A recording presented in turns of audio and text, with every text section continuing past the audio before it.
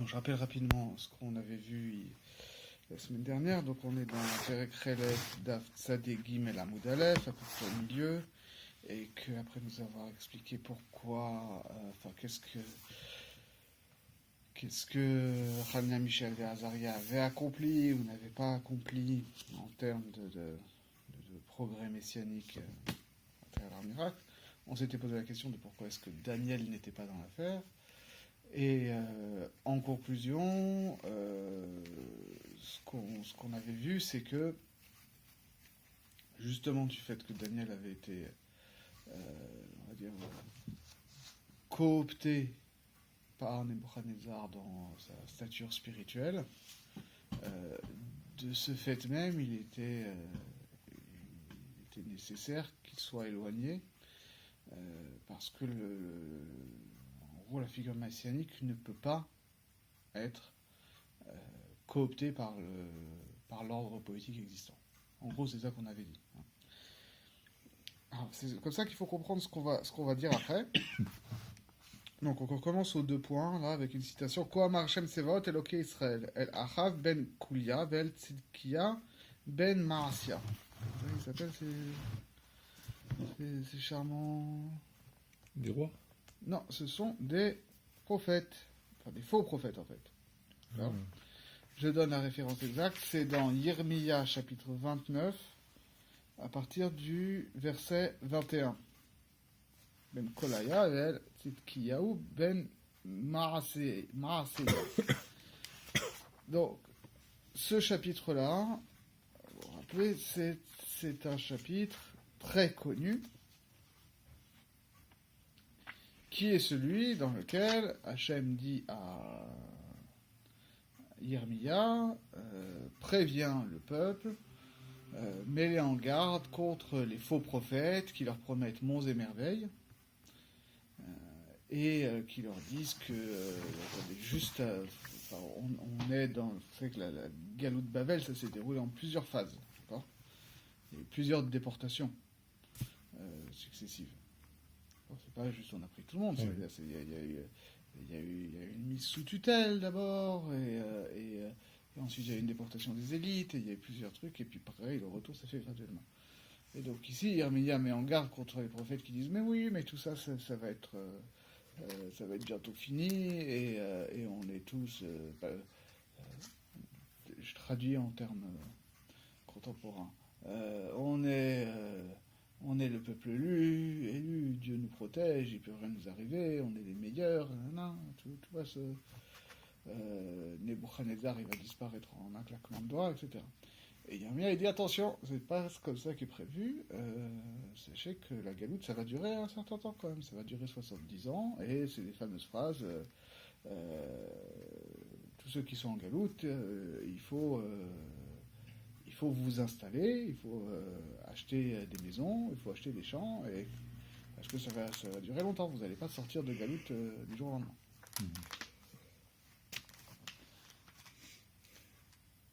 Ce qui explique aussi d'ailleurs le fait que le retour pour le deuxième Beth Amikdash, que le conte qu'Achashverosh fait, donc, qui n'est pas le bon, c'est que le conte soit difficile à faire, parce qu'à partir de quand démarrent les 70 ans. Exactement. En fait.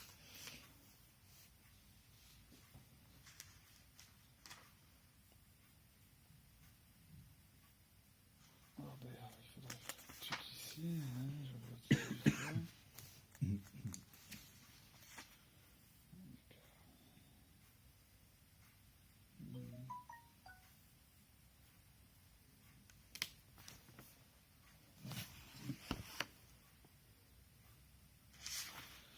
Excusez-moi, j'en vois quelque chose.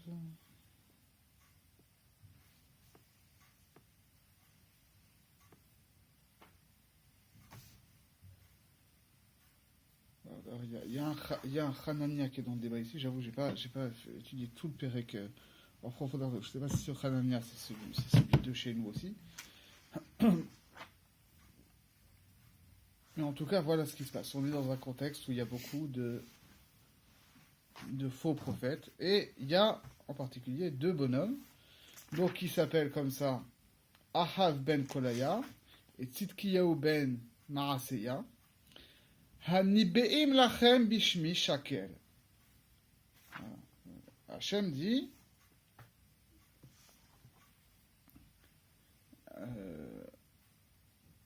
vous leur prophétisez en mon nom des fausses prophéties. Enfin, ils vous prophétisent.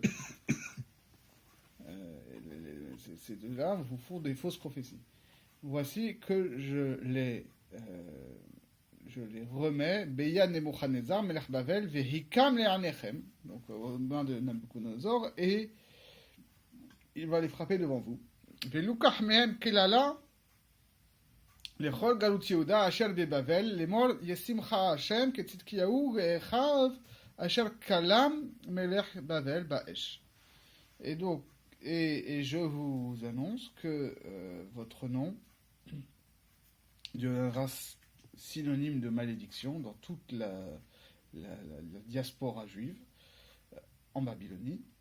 Et les gens diront qu'Hachem te fasse ce qu'il a fait à Tzidkiyahu et à Echav, que le roi de Babel a grillé dans le feu. C'est ça le verset qu'on a ici.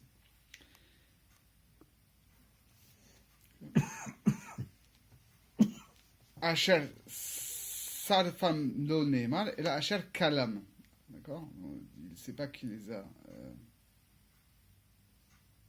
brûlés, c'est qu'il les a cramés, on va dire. Je ne sais pas trop ce qu'est la nuance, mais bon. Amar Rabbi Yochanan, Mishum Rabbi Shimon ben Yochai, Melamed She'asan Kekiliayot. Donc il les a rôtis au four comme des poivrons. Ya'an Asher Asu, qu'est-ce qu'on leur reproche? Ya'an Asher Asu Nevela Be'Israël, Vayi Anfu et Nashere Aim. C'est le verset qui suit. Vayedaberu Daval Bishmi Sheker, Asher Lo Tzivitim, Vanochi Hayodea, Va'ed Neum Hashem. Donc ils ont, a priori, fait des trucs pas bien avec les femmes de leurs prochains, en utilisant leurs fausses prophéties. Alors, maintenant, la Gemara va nous expliquer qu'est-ce qu'ils ont fait.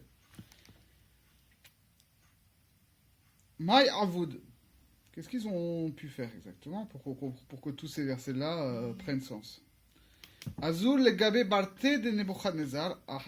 Ils sont allés voir la fille de Nabucodonosor. Et Hav Amarla. Et Hav lui a dit, Ko Amar Hashem Hishmi'i et Tzidkiya. Il a dit, fais tout ce que te dit Tzidkiya. Et Hav lui a dit, fais tout ce que Hashem a dit, fais tout ce que. Et Hav a dit à la fille, Hashem m'a donné une prophétie, tu dois faire tout ce que te demande Tzidkiya. Et Tzidkiya Amar Ko Amar Hashem Hishmi'i et Hav. Et l'autre, il a fait pareil. Il lui a dit, Hashem m'a dit, tu dois faire tout ce que te dit mon copain. Azla ve'amrale, Léavoua. Elle est allée voir son père. Elle lui a dit, Amar, elle lui a raconté ce qui s'est passé. Amarla, Elohehem shelelu, sonezimahu. Mais c'est pas possible que Hashem leur ait dit, quand on dit, tu fais tout ce que tu dis, ça veut dire, bon, tu fais tout ce qu'il te demande, d'accord? Ils ont profité, quoi. Ah, donc il faut comprendre ce contexte-là. C'est que ça marche, évidemment, dans le contexte qu'on a vu que finalement, avec cette grande bizarrerie, que les prophètes d'Israël jouissent finalement, paradoxalement, d'un certain crédit auprès de Nabucodonosor et de la cour babylonienne. Depuis ces différents épisodes. Et donc, eux essayent d'en profiter. Et donc lui dit, mais non, c'est pas logique, parce que leur Dieu déteste ce genre de pratique. Qui a tous les gabers? Shadrinehu les gabay. Quand ils viendront te voir, envoie-les vers moi. Qui a tous les gabas? Shadrantahu les gabay, à voix. Donc quand ils sont revenus la voir, elle les a envoyés vers son père. Amalaou, manama lachoun. Il a dit, mais qui vous a dit ça? Et eux, ils ne se démontent pas. Amrou, Akadosh Baruch Hu. C'est Akadosh Baruch Hu qui nous a dit qu'il fallait faire ça. C'est comme ça, on est des Mikoubalim, on a des secrets, machin et tout, c'est un rite tantrique. Vea Hanania Michel Verazaria, Shaltinehu, j'ai demandé à Hanania Michel Verazaria si ça marchait votre truc. Veramloli Assour, on me dit mais c'est complètement Assour ce qu'il te raconte là, ça marche, impossible. Amloulé, et ils lui ont dit Ananame Nevie Kavatahu. Mais nous aussi on est des prophètes quand même. Les Didéo Lohamal. Lohamal laou. Les Didan Amallan. Hachem, il n'aura pas dit ça à eux, mais à nous, il nous a dit ça. D'accord? Il faut admettre le pluralisme prophétique. D'accord?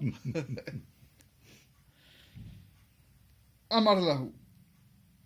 Alors, il leur a dit Ana ba'ena de Ivdaknihu. Kiechi de Badaktinehu. Les Chana Michel Ve'azaria. Il dit bon, je veux vous faire passer le même test que j'ai fait passer à Chana Michel Ve'azaria. Petite piscine de feu. Amroulé. Ils lui ont dit Inun tlatahavu va'anantrin. Il a dit mais eux ils étaient trois, nous on est deux. C'est de la triche. Ça marche pas. Amar lahu balhu lachun man de baritu behadaichu. Vous avez qu'à choisir celui que vous voulez pour être avec vous. Amru Yehoshua Kohen Gadol. Je leur dis bon, qu'est-ce qu'on peut prendre? Tiens, on va prendre le Kohen Gadol. Alors là, on est blindés.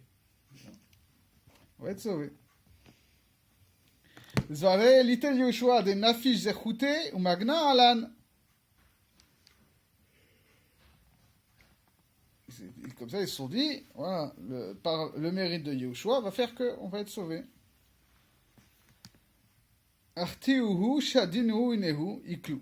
Donc, ils les ont pris, ils les ont jetés, et voilà, ils ont été cramés. Et tous les trois Tous les trois Alors, pas tous les trois, tous les deux, d'accord, parce que c'est ce que nous disait aussi. Yehoshua Kohen Gadol, Ircharchuchi Mane. Et Yehoshua Kohen Gadol, il a eu les vêtements qui ont été calcinés, roussis, on va dire. Shema, Shenemar, donc on voit dans Zecharia, donc je rappelle encore une fois, tout ça c'est un long processus de lecture que nous, si on avait le temps, malheureusement on l'a pas forcément, encore une fois, qui est une lecture en parallèle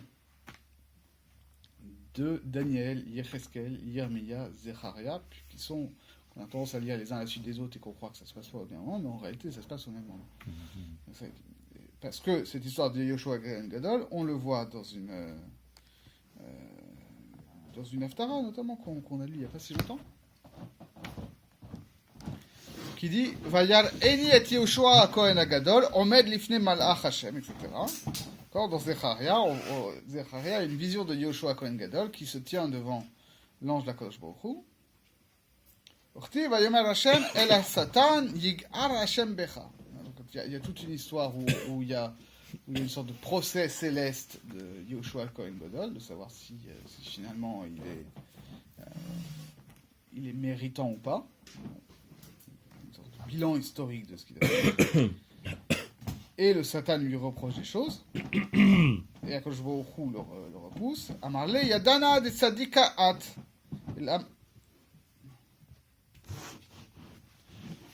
Il lui a dit, je sais que Hachem a dit, le Satan t'accuse en fait de t'être compromis avec des faux prophètes. Moi je sais que tu es un tzaddik. Et la maïta'ama a henebecha porta nura. Pourquoi, est-ce que tu sais pourquoi le feu t'a touché un tant soit peu? Chana Michel Ve'azaria lo enheya bahu klal. Alors que Chana Michel Ve'azaria, ils n'ont rien eu. Amarle inehu tlatahavu v'ana had. Et Yehoshua il a dit non, mais eux ils étaient trois. Moi j'étais tout seul. Donc le même argument que les méchants, mais à l'envers. Amarle veha Avraham Yahid hava. Et Akash Baruch Hu, il dit, mais Abraham était tout seul quand on l'a jeté dans la fournaise ardente avec Nimrod. Hatamlo avur reshaim behedia. Velo ityahiv leshuta lenura. Aha avur reshaim behedi. Ve ityahiv leshuta lenura. Et Yoshua ben Nunvi dit, oui, mais lui, il était tout seul, mais au moins, il n'y avait pas des reshaim avec lui. Donc finalement, il suffisait, le miracle était simple, parce qu'il suffisait de dire au feu de ne pas brûler. Mais là, il y avait des reshaim, donc il fallait à la fois que le feu il brûle et que le feu ne brûle pas. Donc c'est beaucoup plus compliqué. Hainu de amreinshe, tre ude yeveshe, ve had retiva, ugdan yeveshe lertiva. C'est comme les gens ils disent, s'il y a deux branches sèches et une branche verte, à partir du moment où le bois sec il brûle, le bois vert il brûle avec. Maïtama ein. Voilà. Je finis tout ça et après on va essayer d'analyser un petit peu. Maïtama einesh. Alors finalement, pourquoi est-ce qu'il a été puni? D'accord? On a une discussion, machin, mais il doit y avoir une raison derrière pour laquelle il a été touché. Amar Rafapa shayu banav nosim nashim sheinan hagunot lekeuna velom mihabaen. Lui, il n'avait pas de problème, mais il a ses fils qui ont épousé des femmes qui n'étaient pas autorisées à des kohanim, et il n'a rien dit. Shenemar veYehoshua haya levush begadim tsoim. Parce que dans la vision de Zecharia, on nous dit que Yehoshua portait des vêtements souillés. D'accord? Yechid arko shel Yehoshua lilbosh begadim tsoim. C'est un Kohen Gadol. Et puis n'importe qui ne s'amuse pas à porter des vêtements sales, d'accord? Kalvachomer un Kohen Gadol. C'est pas... Voilà. Et là, mais lamed shayu banav nosim nashim shenan hagunot lekuna velo mihabaim. Cette vision qu'il a des vêtements souillés, c'est pas que il est habillé comme ça, c'est qu'il y a une tache, non pas sur son corps, mais sur son vêtement, c'est-à-dire son extérieur. D'accord, on a déjà parlé beaucoup de cette symbolique du vêtement. Le vêtement, c'est ce qui t'insère dans le monde et dans la société. Quoi. Donc, il y a un problème d'insertion sociale. Amar Rabbi Tanhum. Et après, on passe à autre chose. Okay, donc, il faut comprendre un petit peu ce qu'on nous dit ici. Donc, on nous dit quelque chose de très... il faut essayer, comme à chaque fois, d'avoir une lecture cohérente tout au long de ces textes. Il y a un principe. Même quand on fait comme ça, on a l'air de faire de la dracha, d'accord, parce qu'on a l'air de sauter... un principe très important qu'il explique le Malbim dans l'introduction, dans la conclusion. C'est dans sa conclusion, je crois. Enfin bref. Dans l'introduction, dans la conclusion de ce commentaire sur Shir HaShirim, le Malbim il donne des critères pour savoir si l'interprétation qu'on avance, elle est pshat ou pas. L'un des critères primordiaux, c'est qu'il faut que la grille de lecture elle soit cohérente d'un bout à l'autre d'un texte. Si un passouk tu l'interprètes comme ça, et un deuxième passouk tu l'interprètes comme si, sans tenir compte de ce que tu as dit au passouk précédent, ça s'appelle plus du pshat. Ça s'appelle la dracha, c'est l'impressionnisme. Tu prends un passouk, tu l'extrais de son contexte et tu l'interprètes comme tu veux. L'interprétation pshat, c'est qu'il faut qu'il y ait une grille de lecture suivie. Donc, avec la Gemara, on peut croire que c'est jeté comme ça, d'accord, une logique qui est marabout bout de ficelle. On peut se dire non, c'est un truc qui est construit. Il faut essayer d'avoir une lecture globale de cette sougya. Et donc, en fait, c'est assez simple. C'est-à-dire que si on reprend le contexte qui est énoncé dans Yermiya, c'est un contexte de déstructuration totale de la société. C'est clair. C'est-à-dire que, par définition, voilà, Galout Bavel, c'est un truc où on ne sait pas ce qui va se passer le lendemain. Aujourd'hui, c'est un protectorat avec une occupation, mais il y a encore un roi, et le lendemain, il y a des gens qui sont déportés, et il y a le Beth Amikdash qui est détruit, mais finalement, tout le monde, il y a des gens qui restent là, et il y a des vrais prophètes, et il y a d'autres gens qui sont aussi des vrais prophètes. Et tu vois bien que finalement, et que c'est très bizarre, parce que finalement, même la puissance occupante, elle a détruit le Beth Amikdash. Mais finalement, après ça, elle trouve que la Torah, c'est sympa, en fait. C'est intéressant, tu vois. Et les prophètes, ça devient des grandes figures publiques. C'est un truc où on est un peu paumé. On est un peu paumé. Et c'est dans ce contexte-là, qu'est-ce qui se passe? Qu'il y a des gens comme ces Tzidkiya et Hav qui profitent du truc, qui s'improvisent prophètes, et qui, pour des buts tout à fait peu recommandables, mais très communs aujourd'hui comme hier, profitent d'une certaine mode spirituelle. Et du pouvoir, y compris voilà, en termes de domination sexuelle, que ça implique.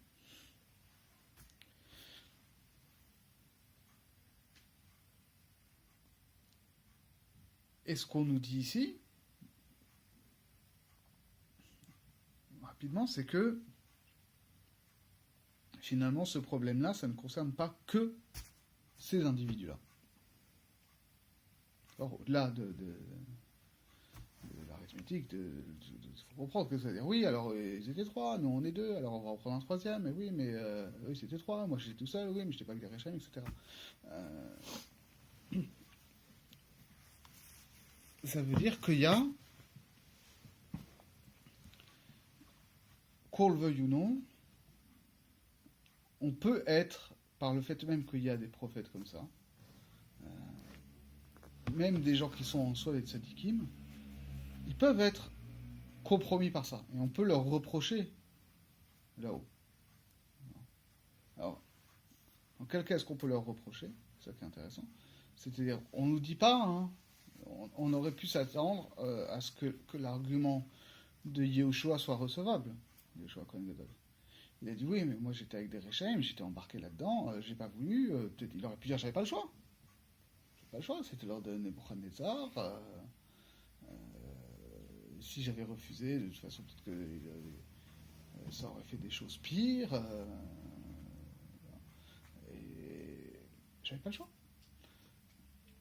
Et ça aurait été recevable, à la limite. D'accord ? Pourquoi est-ce que le simple fait qu'il soit forcé d'appartenir à la même religion que des Réchaïm, pourquoi est-ce que ça lui porte préjudice, tu vois ? Je veux dire,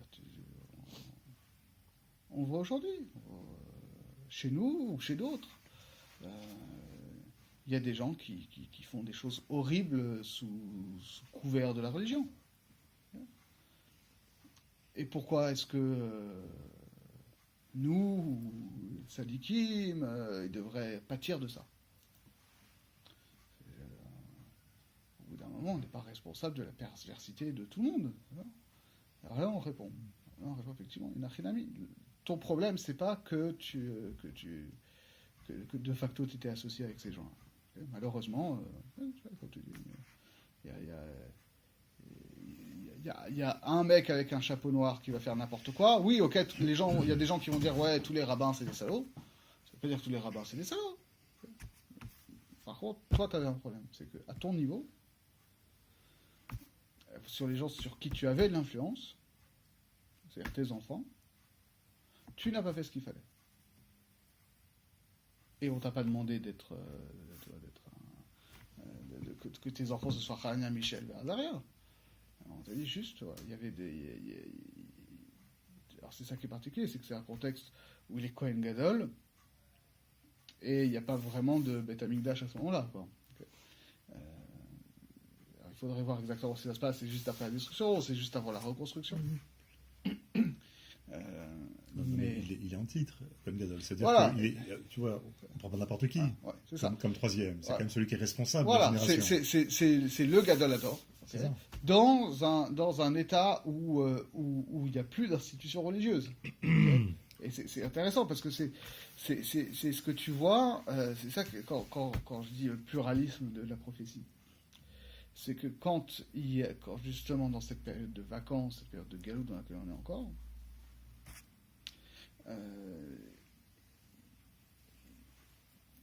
tu n'as plus d'institution légitime et chacun s'improvise représentant de la Torah, tu vois.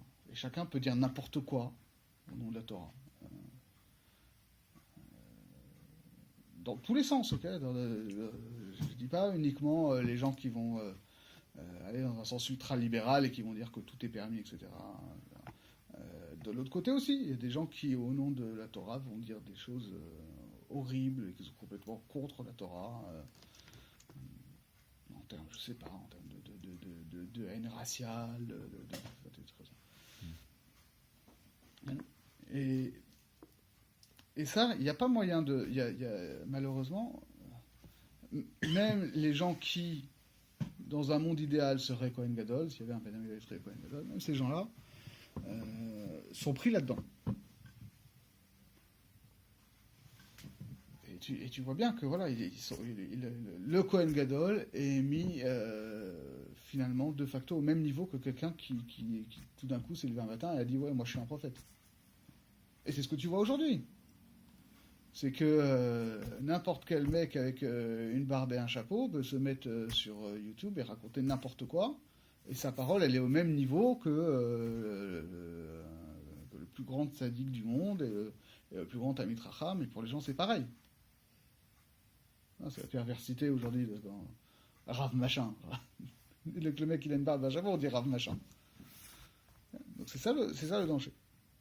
Mais ça, on peut rien y faire. Le reproche ici, il n'est pas sur le plan personnel, parce que lui, vis-à-vis de ses enfants, c'est personnel. Voilà, c'est ça. Il n'y a pas une dimension. Et encore, vis-à-vis de lui, ça va, mais il a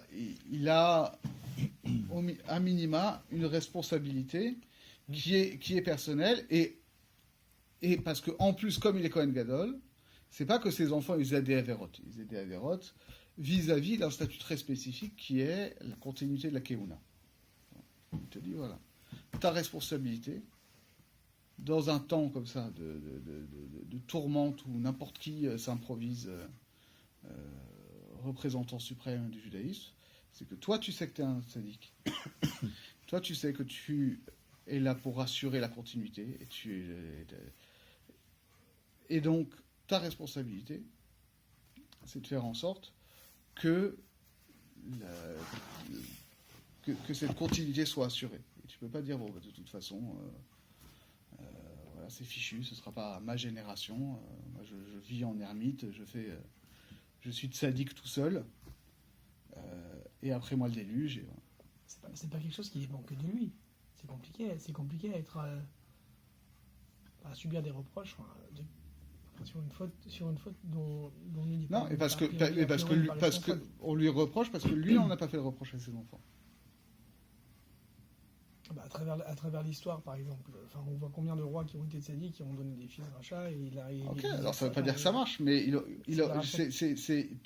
quand tu vois quand tu sais que tu as une responsabilité vis-à-vis, à tout le moins, hein, peut-être que ça peut s'étendre, à mon avis, ça doit s'étendre à tout le monde, mais à tout le moins quelqu'un qui est une figure publique comme ça ne peut pas dire bon mes enfants ne suivent pas mon chemin, mais j'y peux rien, c'est la génération qui est comme ça. Et je dois les... Alors c'est difficile parce qu'après il faut savoir effectivement comment on te fait la mécha pour qu'elle soit reçue, etc. Mais tu as...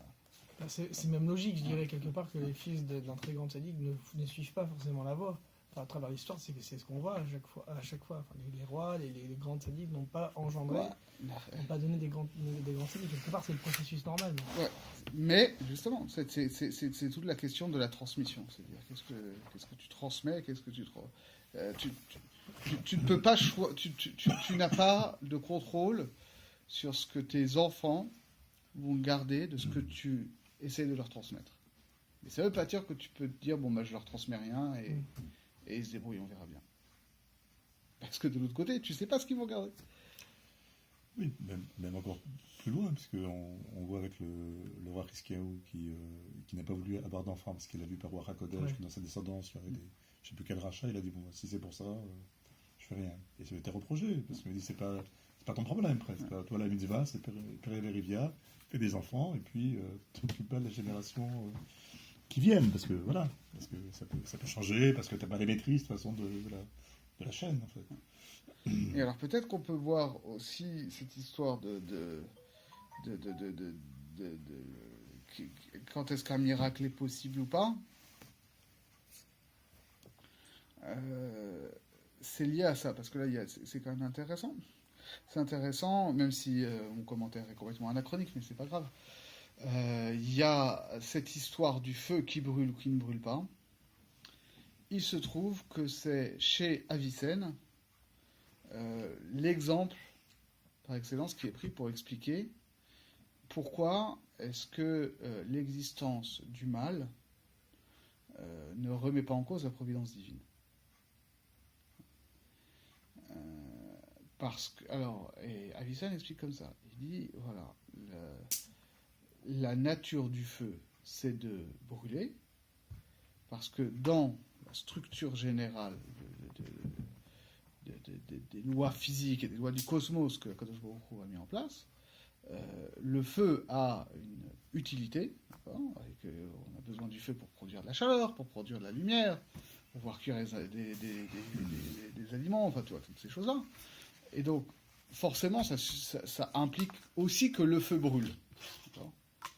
Donc, tu peux pas reprocher que parfois il y a des gens qui meurent brûlés, c'est chaleur, en disant mais pourquoi est-ce que le feu brûle ? Parce qu'il faut bien que le feu brûle.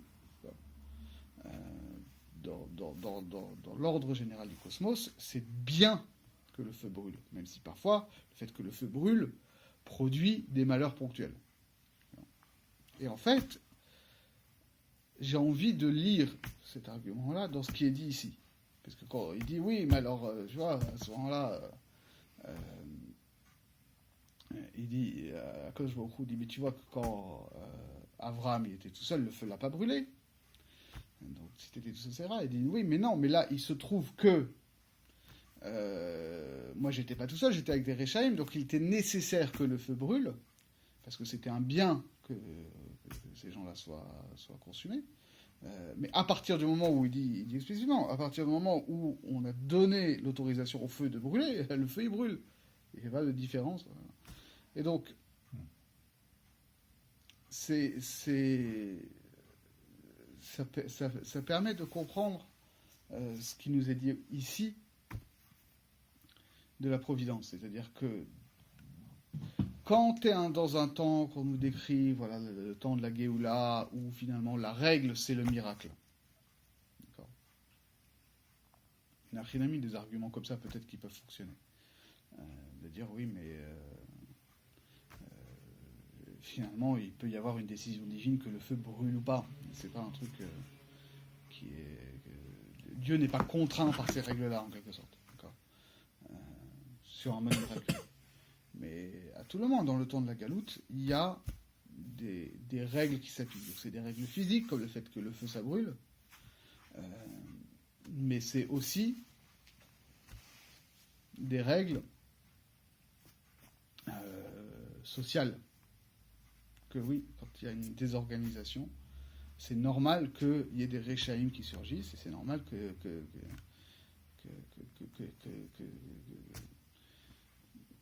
tout ça soit difficile. Mais,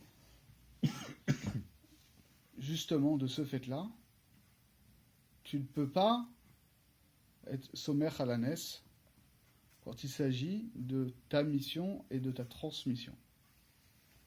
C'est-à-dire, tu peux pas te dire, voilà, bon, ben, en fait, on voit, c'est la suite de l'argument. De la même manière que tu admets que si le feu doit brûler, tu peux pas te dire, oui, mais alors il aurait fallu que d'Afka moi, il me brûle pas. De la même manière, quand il y a un incendie dans le monde, tu peux pas te dire, oui, mais moi je suis un sadique, donc je ne devrais pas être touché. Non, tu dois te mettre en situation, tu dois prendre en considération cette situation pour te mettre en situation d'être préservé. Et ça implique, effectivement, un rapport particulier à tes enfants. C'est pas forcément évident. On n'a pas forcément, on n'a pas du tout envie d'avoir à expliquer à nos enfants que tu sais ce qui se passe, ce que tu vois des gens faire, des gens très célèbres et des gens, il faut pas faire comme ça. Hein. Et même, tu sais, parfois il y a des gens, ils ont une grande barbe et un grand chapeau, mais c'est pas forcément des exemples à suivre. Et c'est pas parce que un tel fait des choses très graves, comme d'essayer d'aller faire une tournante avec la fille du roi, que toi tu peux t'autoriser à sortir avec une fille qui te plaît, même si par ailleurs ça pose c'est aussi un problème. C'est difficile. Personne n'a envie de faire ça. Mais parfois, on a une responsabilité là-dessus. C'est terrible. On est obligé de faire ça en même temps. Ouais. Tu ne peux pas ne rien dire à tes enfants, enfin à nos enfants, globalement. Rinour, c'est bien de poser des limites et un cadre et des repères. Ouais, mais c'est difficile de le faire quand la société environnante pousse dans l'autre sens. Ah oui, bien sûr. Et parce que tu ne veux pas non plus qu'il soit dans une position antagoniste au monde et qu'il nourrisse comme ça, tu vois, une méfiance vis-à-vis du monde et une haine et comme ça. C'est pas possible. Un des symptômes peut-être, c'est le rapport aux écrans dans nos générations, par rapport aux enfants, tu vois, c'est aux écrans, ouais. Au téléphone, ou à Internet, tout ça, je veux dire. Oui, et puis bon, tu le vois très bien. Voilà, c'est le gros problème de l'éducation juive en général, c'est que on veut à la fois transmettre certaines valeurs qui ne sont pas forcément celles qui sont transmises à l'école laïque et républicaine. Mais le problème, c'est que tu vois aussi que de l'autre côté, ça donne des discours voilà, très manichéens et nous on est bien et eux ils sont pas bien, donc il faut arriver à contrebalancer ça, mais c'est pas facile. Okay, on continue.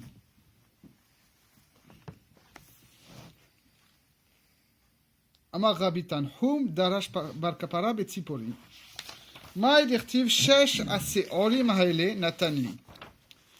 Donc, qu'est-ce que ça veut dire quand Ruth dit à Naomi, voici littéralement les 6 orges que Boaz m'a données. Ma shesh aseorim. C'est quoi ces 6 orges?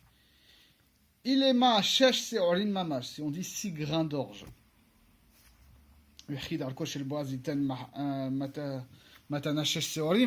va pas lui dire, tiens, voilà, prends 6 grains d'orge, je suis bon prince aujourd'hui. C'est ridicule. Qu'est-ce que tu fais avec 6 grains d'orge? Et là, shesh sein. Alors, il lui a donné 6 CA d'orge. 6 CA d'orge, c'est énorme. J'ai plus le...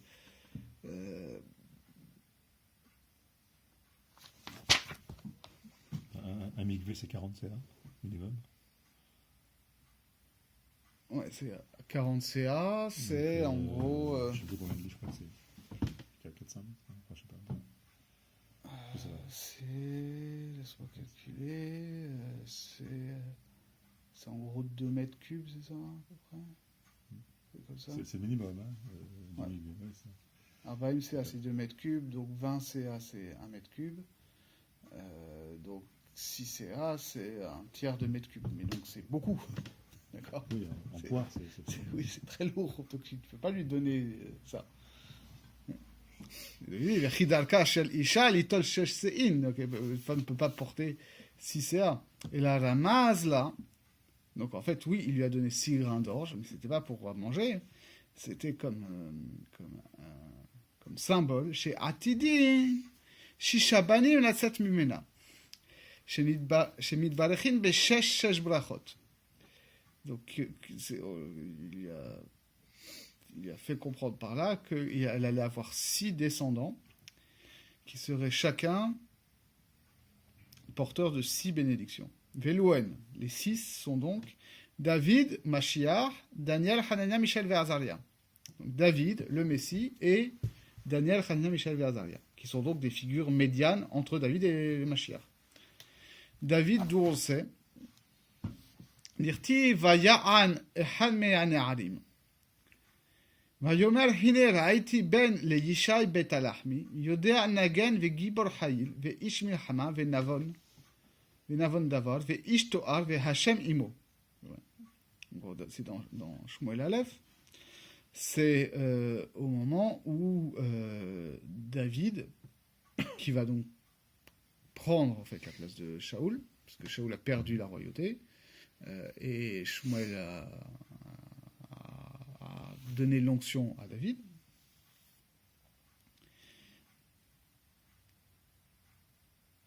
Et David va être recruté à la cour de Shaoul. Et on le décrit ainsi. Voilà, j'ai vu le fils de Yishai, qui vient de Bethléem, qui connaît la musique et qui est vigoureux au combat. Qui est vigoureux et courageux et qui connaît la guerre et qui comprend les choses et qui est de belle figure et que Hachem est avec lui. V'amar Rav Yehuda amar Rav, kol apasuk kaze lo amro doeg ela bilshon hara.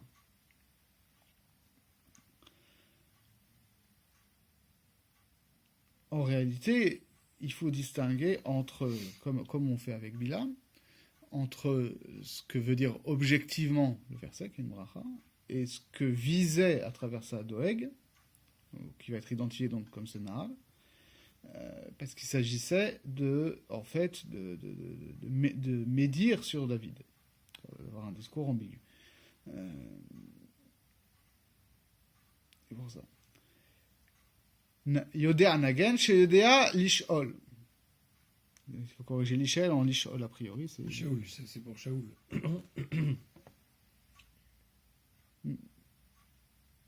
Non, l'Ishaël, c'est chez Yodea, l'Ishol ou les Shaoul, c'est, je ne sais pas trop ce que ça veut dire. Mais a priori, c'est qu'il sait poser les bonnes questions.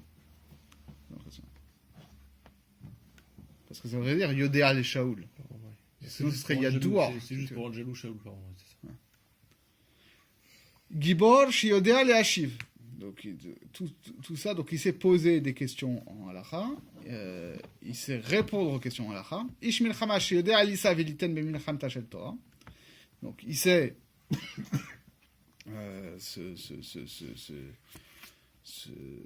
échanger des arguments dans un débat halakhique.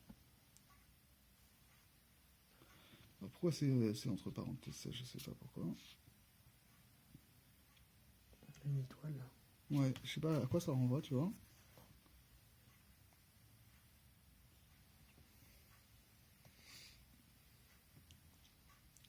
Venavon davar chez Mevin, c'est dans Masoret Hachas, chez Mevin davar metoch davar, ishtoar chez Mare panim be'alacha. Oui, il a inversé le truc, ok. Donc Ishnavon parce qu'il comprend ce qui est implicite. Ishtoar parce qu'il est mechadesh de halachot. Il dévoile les nouveaux aspects de la halakha. Ve'Hashem imo, et Hachem est avec lui. Chez halakha kemoto bechol makom. Parce que la halakha est comme lui à chaque fois.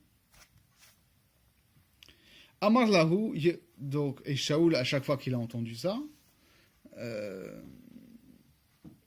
même s'il ne sait pas, vous savez que c'est bien naturel, quand on vous fait les louanges d'un étranger, on a tendance naturellement à comparer avec les gens qu'on connaît en se disant oui, bon, on veut bien qu'il soit bien, mais il ne faut pas qu'il soit trop bien par rapport à ceux qu'on estime, d'accord? Donc à chaque fois qu'il disait bon, il est comme si, à chaque fois il disait Yehonatan Beni Kamohu. Oui, bon, c'est bien, oui, c'est bien, mais mon fils aussi, il est comme ça, il est très fort aussi. Kevan de Amarle Ve'asham Imo. À partir du moment où Doeg lui a dit oui, mais la halacha, elle est comme lui. Milta de Bidide Nami Elohava, alors qu'il savait lui-même que la halacha ne suivait même pas son propre avis.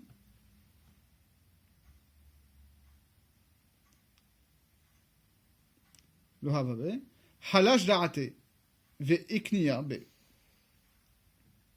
Alors, il a pété des plombs. Enfin, il s'est senti mal. Et il est devenu jaloux de lui. De Beshaul Ketiv ou Cholachar Yifne Yarshia. Parce qu'il est dit que tout ce qu'il entreprenait, c'était, ça tournait mal. Ou David Ketiv ou Becholachar Yifne Yasliach. Alors que David, le verset nous dit, tout ce qu'il réussissait, il l'entreprenait. Encore une fois, on va essayer de le lire dans la continuité.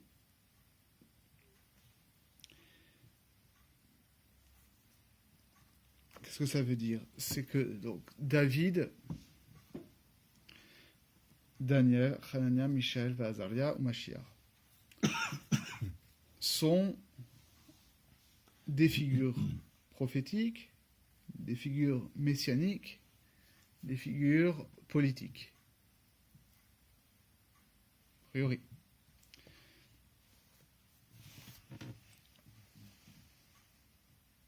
Et on est toujours dans cette même problématique, finalement, du rapport entre, pour dire rapidement, entre le religieux et le politique. C'est ça l'enjeu. On voit.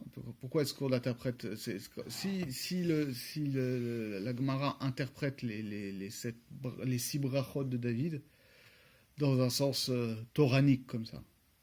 C'est pas parce que la Gemara elle aime bien voir la Torah partout et qu'elle croit que tout le monde fait des pilpoulim. C'est pas ça son truc, c'est qu'elle vient nous dire quelque chose du rapport entre la halacha, on va dire, entre le psak halacha et la politique. Et du rôle que ça joue dans le processus messianique. Mais David, quand on ramène ça, il était néant au niveau politique, David. Il n'existait pas. Pour l'instant, il avait déjà l'onction de Shmuel, si je ne me trompe. Il faut vérifier. Mais je crois qu'il était juste, il venait juste jouer de l'harpe chez Shaoul. Mais la Mshicha c'est avant, non? Tiens, regarde si tu peux choper Shmuel à l'Ef là-bas. On va vérifier ça. On va vérifier tout de suite. Le passouk aussi, par rapport à Shaoul, il est quand même très dur. Hein. Quand il dit « Oufra la Yifne Arshia », ouais, on va voir le contexte. c'est particulier parce que finalement, Shaoul, on dit que c'était aussi un tzaddik. Enfin, à son niveau, il a fait des erreurs. Enfin, on va voir à quel moment ça intervient, tout ça. Arshia, c'est un mot qui est dur, quoi. Il a quand même ordonné les Kohanim. C'est après, mais là, tu peux dire, ça a été la dérive, quoi. Il a été choisi pour être roi, c'est pas pour rien. Ça a un peu mal tourné quand même. Bah, la bascule, c'est avec Agag. Hein. C'est-à-dire quand il n'a pas tué. Enfin, je crois, hein, quand il n'a pas tué. Oui. Non, mais avant déjà, vis-à-vis de David, c'est la problématique numéro 1. Parce que Shmuel est venu après le trouver en disant bon, on n'a pas oublié la Mitzvah qu'il fallait détruire Amalek et Agag compris. Donc, il n'est pas mort tout de suite, juste après, sur le champ de bataille? Non. Qui ça? C'est pas juste après qu'il n'ait pas tué Amalek qu'il est mort sur le champ de bataille? C'est à Shaoul? Ah non, c'est bien après. Après, t'as toute l'histoire, justement, où il y a très longtemps où David il est à la cour de Shaoul, et en fait, il est déjà Mashiach, alors que tout le monde croit qu'il est rien du tout. Et Shaoul, en fait, il est déjà destitué. Il est déjà destitué en termes prophétiques, mais pas en termes politiques. C'est-à-dire qu'il est toujours roi, Mais juste après Amalek, Shmuel lui a dit sache que c'est fini pour toi. Hmm. En réalité, c'est plus toi le roi. C'est pas la fameuse bataille qu'il a faite et en fait il. Non, parce qu'après, il va Et également mourir qu'il va sur mourir. une autre bataille et derrière, c'est d'autres choses très compliquées parce qu'il va demander à ce qu'on abrège ses souffrances, etc. Mm. Très spécial.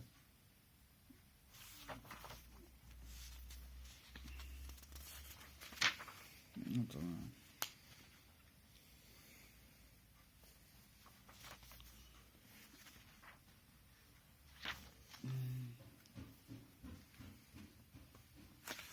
Je sais pas si on peut dire que Shaul il a fait des erreurs, mais est-ce que ça reste sa vie, ça reste comme une image d'un sadique? Oui. Je sais pas. Oui. Après, il y a un cahier des charges quoi, en tant que roi. Et tu vois, le fait de liquider Amalek, ça entre dans le cahier des charges.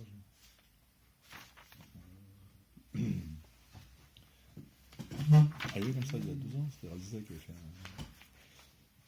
un cours là sur Amalek. sur Purim.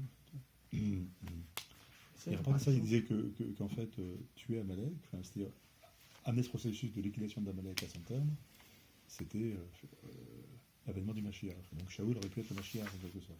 Et il ne voulait pas aller jusqu'à ce stade. Du coup, Mais David, il l'a pas fait par contre. David, Il a pas eu l'occasion. Il a pas eu l'occasion ou. je sais pas. C'est quand même étonnant parce qu'Amalek, on a l'impression, Mais- enfin, avec ce que j'ai entendu, enfin, plusieurs explications d'Amalek, finalement, il y a ça.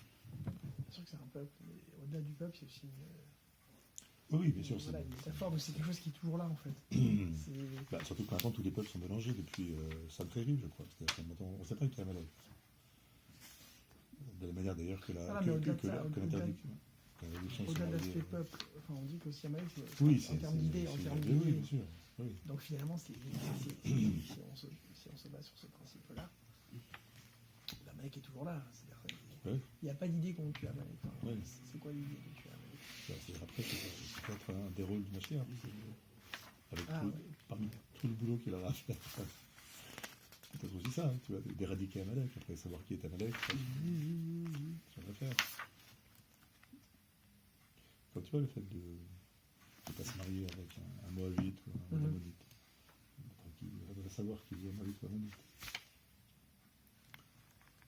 Si quelqu'un qui descend de Moab vient et dit je veux devenir juif et se convertit, comment tu dis ça? Oui,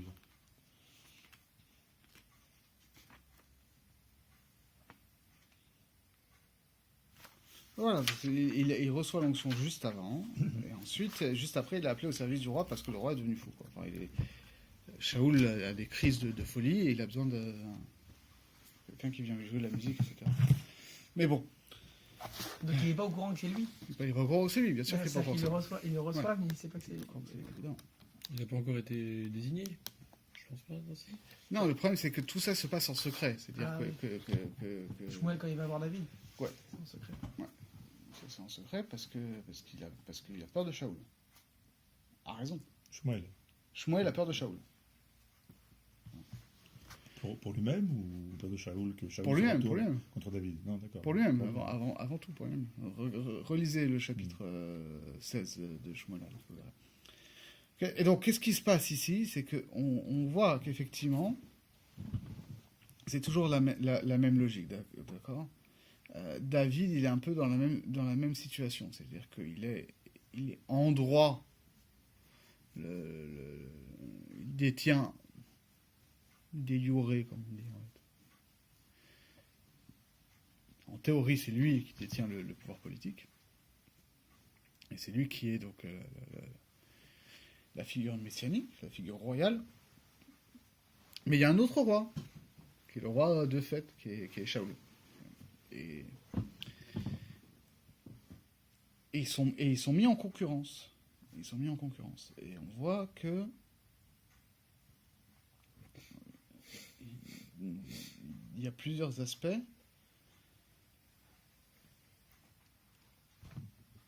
dans leur concurrence. C'est-à-dire que finalement, encore une fois, à chaque fois, il faut pas prendre, il faut pas que l'interprétation qui est donnée à la Gemara nous efface le pshat à pashut du verset. Oui, la Gemara l'interprète dans des termes halachiques, de Hora, mais le pshat à pashut, il est intéressant aussi, et il est aussi susceptible d'éveiller une jalousie chez Shaoul. Parce que finalement, qu'est-ce qu'on te dit ? Bon, il est bon musicien, il est très fort à la guerre, et il comprend tout, et il est beau gosse, et Hachem est avec lui. Donc c'est aussi, c'est pas seulement des attributs de savoir, on va dire, mais ce sont des attributs de pouvoir, d'accord ? On lui dit, quand on lui dit ça, on lui dit, il pourrait être tout à fait roi. Alors, il a le charisme, il a les compétences, y compris guerrières, y compris intellectuelles, etc. Parce qu'à la base, si tu veux juste un musicien, tu t'en fiches que le mec il soit bon guerrier, machin, tu vois.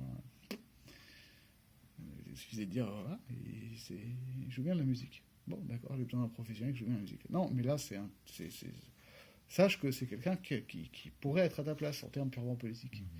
Et Ou la place de ton fils. Alors voilà, alors c'est ça qui est intéressant, c'est que le pshat porte plus sur Shaoul en termes de pure, on va dire, puissance militaire, d'accord, et de charisme, etc. En termes de pouvoir exécutif, on va dire, et l'interprétation de la Gemara qui le tire vers le législatif, elle l'applique à Jonathan. D'accord ? Et donc il y a dans la lignée Shaoul et Jonathan un peu une disjonction des deux, c'est-à-dire que finalement la Shaoul ne dit pas moi aussi je sais étudier la Gemara. Il dit mon fils aussi il sait étudier la Gemara. Et donc voilà, lui est dans l'action. Son fils Jonathan, qui est aussi une figure royale, est dans le